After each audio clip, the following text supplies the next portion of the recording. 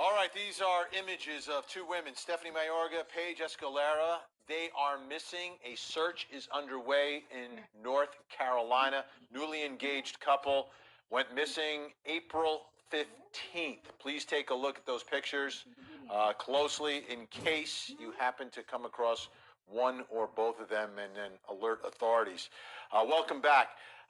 Police in Wilmington, North Carolina, held an informational press conference to get the word out about Stephanie and Paige. Let's take a listen. Good afternoon. On April 19, 2020, Wilmington police were called to a report of two missing women at 376 South Kerr Avenue. The reporting party was a roommate of the missing women. The reporting party stated that the two women had gone missing on the night of April 15, 2020, and the reporting party was under the misconception that you couldn't report a missing persons until 72 hours had elapsed. A missing person report was filed, and both women were entered into the National Crime Information Center database. Officers on scene began the preliminary investigation, and detectives were notified. It is not unusual for persons of this age group to be spontaneous. It was unusual that the roommates didn't come back home, and also that they had left all their property in the home. Inside the victim's apartment was unremarkable. There were no signs of foul play, and much of their property was still in the apartment. Investigators have reached out and received assistance during this investigation from numerous area law enforcement agencies, local, state, and federal. We have utilized our Sable aircraft to search broad areas of interest in an effort to find the missing Dodge Dart. Detectives of the Wilmington Police Department are taking every possible investigative step to develop any leads that arise. During the course of the investigation, which is ongoing, detectives have spoken to family members and are in the process of collecting further information from friends, family, and co-workers of both missing women in an attempt to gather information as to where they may have gone when they went missing on the night of April 15, 2020. During the investigation, we have also recovered video of the missing women when they left their apartment on the evening of April 15, 2020. They were together. They got into the Dodge Dart together, and they have not been seen since. Their departure from the apartment appeared to be entirely normal on the video that we recovered. We are including still shots from that video footage, which contains their clothing they were last seen wearing. Stephanie was wearing a black Nike sweatshirt with "Just Do It" on the front, black leggings with white stripes down the front to the back of the leggings, and black Nike shoes. Paige was wearing a gray in color zip-up sweatshirt with white pull strings and a white zipper, black leggings, and black tennis shoes with a white stripe on the side. They got into the 2013 Dodge Dart, it's gray in color, bearing South Carolina registration Mike Victor Sierra 902 MVS 902, and they left going north on Kerr Avenue. Please look at the stickers on the included photos of the Dodge Dart, as well as the damage to the left rear bumper. These items should certainly help to quickly identify this vehicle because they make it unique. We believe that it's extremely important for those in the entire metropolitan area, including Brunswick, Pender, Columbus, and Onslow counties, to be on the lookout for the gray Dodge Dart. And please look carefully at the photos that have been sent out previously of the two women, as well as the clothing they are wearing and the included screenshots from April 15, 2020. If any of Stephanie Paige's friends, family members, or co-workers have any information that may be relevant as to where the victims may have been traveling to on the night of April 15th, we urge you to call 910-343-3620 to speak with a detective. Our text tip system by texting tip 708. Your texts are anonymous. If you have seen these women since April 15, 2020, we ask you to call us or to use text to tip. If you see the women, had a location, immediately call 911 to get law enforcement to them. I want to say, in addition to that we do have there is some connection of the Paige, the missing woman Paige. There's a connection to Spartanburg, South Carolina for her, as well as some yet uncorroborated information, which we're working with technology to corroborate that information, that they may be or may have been located in Brunswick County. So we would ask that Brunswick County, Navassa, and Leland be on the sharp lookout for the included photos of this Dodge Dart. Thank you very much for your help, and we hope this has a happy ending. It seems they have developed some leads. Let's bring Julia Janae in on this. And Julia, I know you were reporting on this last night for us as well. So really, this whole thing starts because there's a roommate who makes a report, but waited some time to make that report. Right. She waited until April 19th, and this happened, or they were last seen on April 15th. And what police have said is that this roommate did not know that they didn't have to wait 72 hours. Sometimes that's a misconception, that if it's an adult, you have to wait 72 hours before you can report them missing. But you can always report to police, and then police will determine how to go forward with that investigation. So there's a delay there, but also there have been some concerns about the delay in telling the public, which has been another week that now police are getting this information out there. Yeah, what it tells me is that perhaps, police with their leads through, digital means, whether it's tracking a cell phone, or whether or not someone is spotted on surveillance video somewhere, or social media posts, however they're doing it, may have dried up, and they actually need help now. The thing is, the world we're living in now, though, is so different than normal. Like, just to be leaving the house is almost like, okay, well, where are you going? Why are you leaving? And I've got to think that the roommate might have some information on that, because they weren't dressed to go anywhere special. It almost looked like you're making a run to the supermarket or something. Right. The police pointing out they looked normal when they got in the car. Nothing seeming to be strange. Loved ones told local stations that they were working on their education. They were recently engaged. They had a lot to look forward to. But there was something that was mentioned to the WECT news station there in Wilmington, that police said something has changed that made them know that this situation was a lot more serious than they previously thought, and that's the reason that they were coming. April 19th, 2020, Wilmington police were called to a report of two missing women at 376 South Kerr Avenue. The reporting party was a roommate of the missing women. The reporting party stated that the two women had gone missing on the night of April 15, 2020, and the reporting party was under the misconception that you couldn't report a missing persons until 72 hours had elapsed. A missing person report was filed, and both women were entered into the National Crime Information Center database. Officers on scene began the preliminary investigation, and detectives were notified. It is not unusual for persons of this age group to be spontaneous. It was unusual that the roommates didn't come back home, and also that they had left all their property in the home. Inside the victim's apartment was unremarkable. There were no signs of foul play, and much of their property was still in the apartment.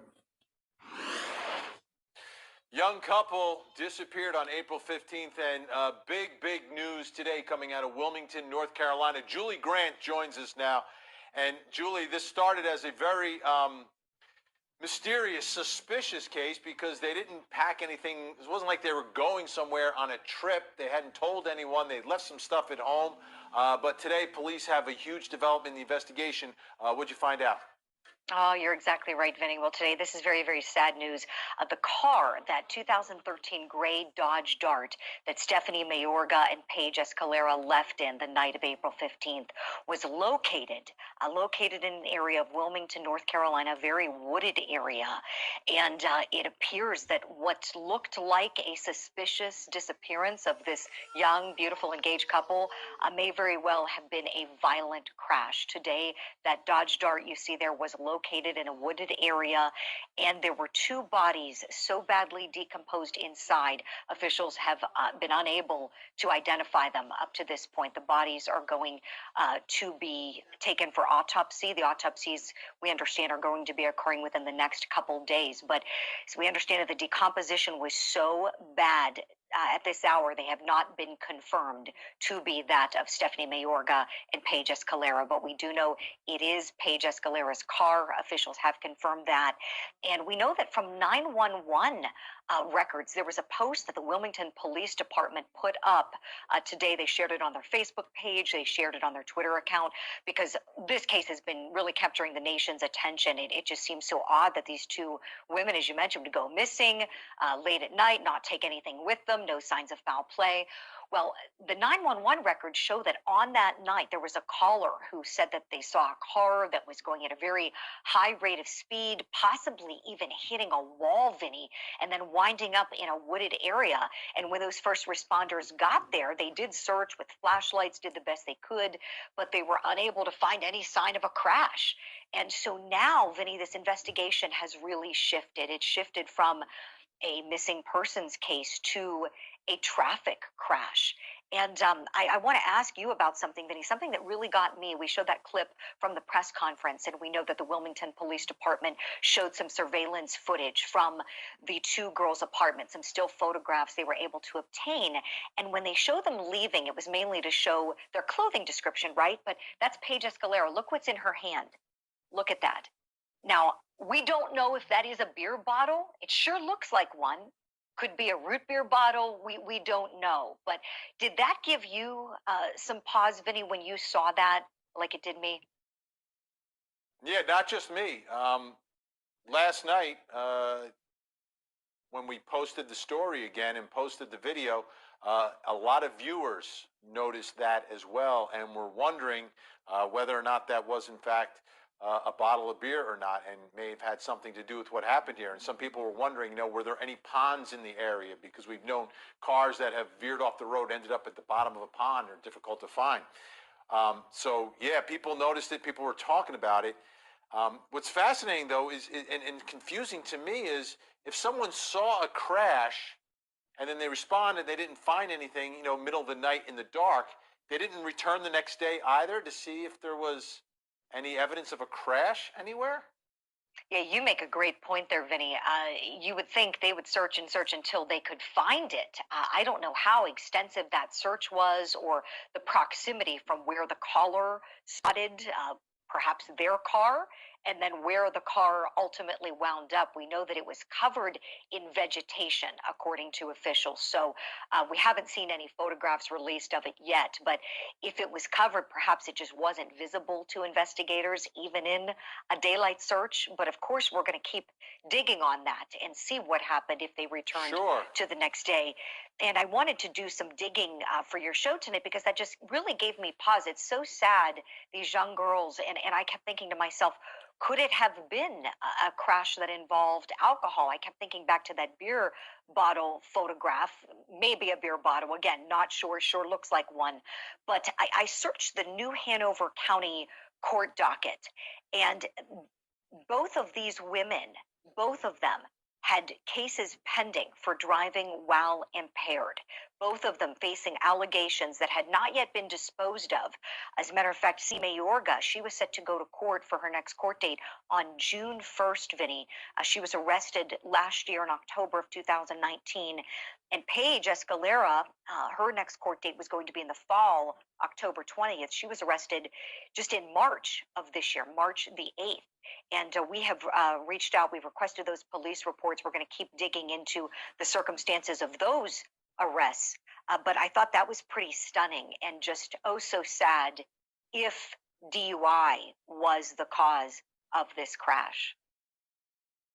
Yeah, and you talk about what the witness saw, which was a high rate of speed, and it wasn't a car collision with another car. It was just high rate of speed and smashing perhaps into a wall and then veering off into this wooded area. So, I mean, all of that is very consistent with, at a minimum, some level of reckless driving or careless driving that was going on. Could be to the level. So I guess that's one of the things we'll find out through an autopsy, if in fact it is found through the toxicology, and may shed some light on exactly how all of this happened. The bottom line is it's an absolute tragedy. I mean, they'd just gotten engaged, have the rest of their lives in front of them, and this happens. So, Julie, and I guess they're doing the autopsy now. We'll find out in a bit. But at the end of the day, Correct. At this point, you put all the pieces together. There's two bodies. They were seen going in there. They haven't been heard from. So kind of putting two and two together. So doesn't sound like foul play at this point. Right, Vinny. No, you're correct on that. And that was something that the Wilmington Police Department did note when they looked at the apartment, that roommate of these two women reporting them missing. There were no signs of foul play or forced entry or anything like that. We see them leaving together, looking happy, going out for the night in casual clothing, leaving together, getting into that car, and then we find the car today. And I keep thinking back to what we heard Dr. Cyril Weck just saying about the other case, and how with what's found in an exhumation type autopsy would be different from an autopsy in a body that hasn't been buried. And I'm wondering, with the decomposition, how that may factor into the retrieval of evidence, and how that may factor in to toxic.